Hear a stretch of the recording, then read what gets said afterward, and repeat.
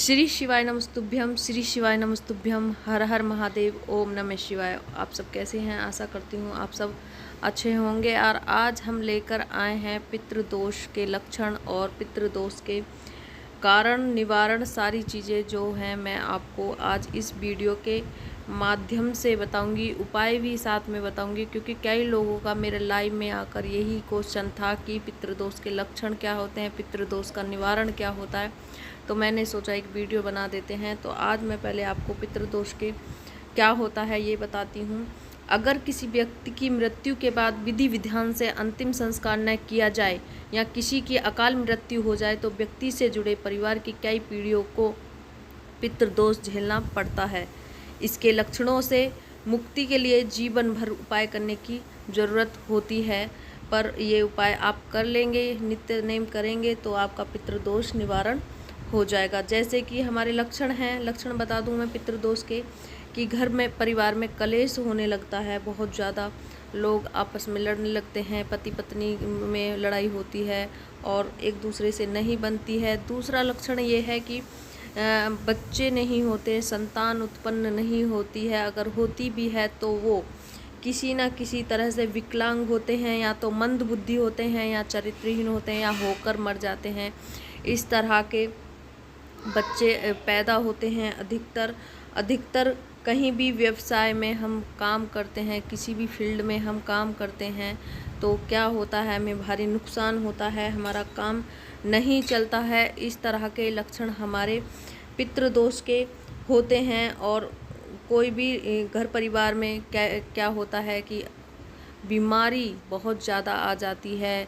एक बीमार होकर ठीक हुआ, दूसरा बीमार हो गया, या बीमारी इस तरह की आ गई कि बीमारी ही नहीं निकल लिया घर से, सारा पैसा सारी कमाई उसी में जारी है। तो ये भी एक पितृदोष के ही लक्षण बताए गए हैं।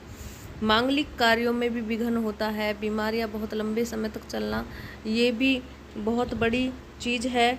और किसी भी तरह से हमारे घर में दुर्घटना होना, उनकी पुनरावृत्ति होना, बार बार दुर्घटना होना, किसी भी तरह से हाईवे पर या किसी भी तरह से हमारी दुर्घटना जैसी चीज़ें होना, या कुछ भी ऐसी चीज़ें होती हैं, तो ये भी पितृदोष के ही लक्षण बताए गए हैं।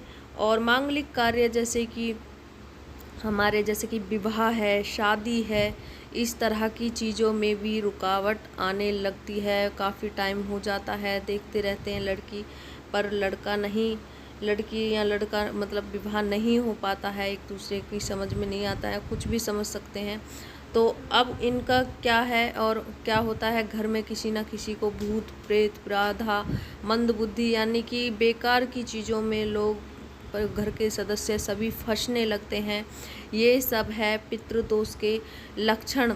और ये लक्षण कैसे पैदा होते हैं ये मैं आपको बता दूं। कई बार हम क्या होते हैं, किसी फलदार पेड़ को कटवा देते हैं, पीपल को कटवाते हैं, बट वृक्ष इत्यादि फल को कटवाने से हमें पितृदोष का कारण भी बनता है। धर्म विरुद्ध आचरण करने की वजह से भी हमारा पितृदोष कारण बनता है।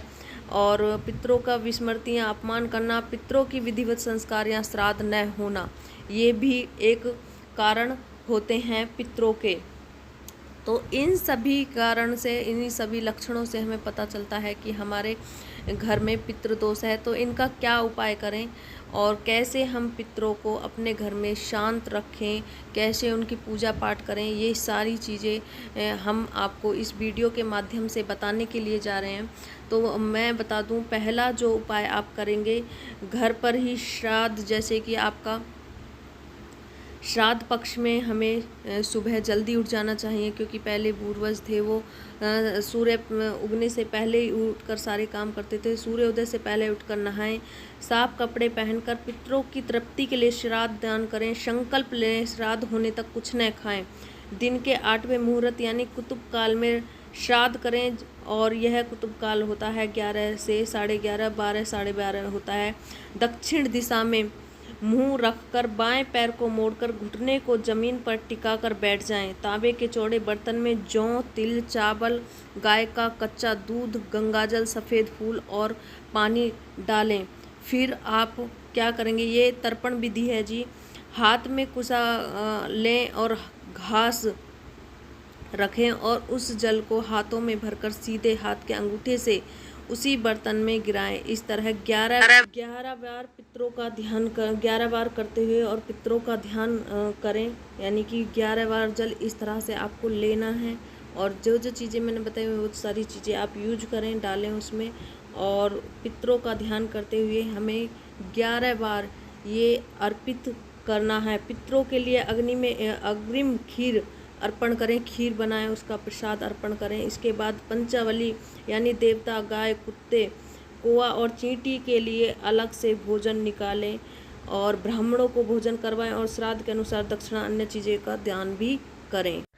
अगर एकदम ही कुछ उपाय आपको करना है तो हमारे जो गुरुजी हैं जिनको हमने दिखाया था उन्होंने बताया था कि आप 11 रुपये लीजिए और अपने पितरों के नाम के, पैरामनी के नाम के, उन्हें निकाल कर अपने एक स्थान पर रख दीजिए, पूजा मंदिर में रख दीजिए। वैसे पूजा मंदिर में रख सकते हैं आप, या किसी तिजोरी में रख सकते हैं, रख दें। और उसके बाद जब आपका काम बन जाए तब वो पैरामनी आप पहना सकते हैं। हम होली दीपावली पहनाते हैं, दीपावली को आप जब भी करते हैं अपना उपाय, जब ये पैरामनी आप पहनाते हैं ज़रूर ही निश्चय आपको आराम मिलेगा और धीरे धीरे सब चीज़ आपकी बनती चली जाएंगे, सब काम आपके बनते चले जाएंगे। मेरे विश्वास कीजिए, क्योंकि ये मैंने आजमाया हुई चीज़ें आपको बताई हैं। जय श्री राम, राधे राधे।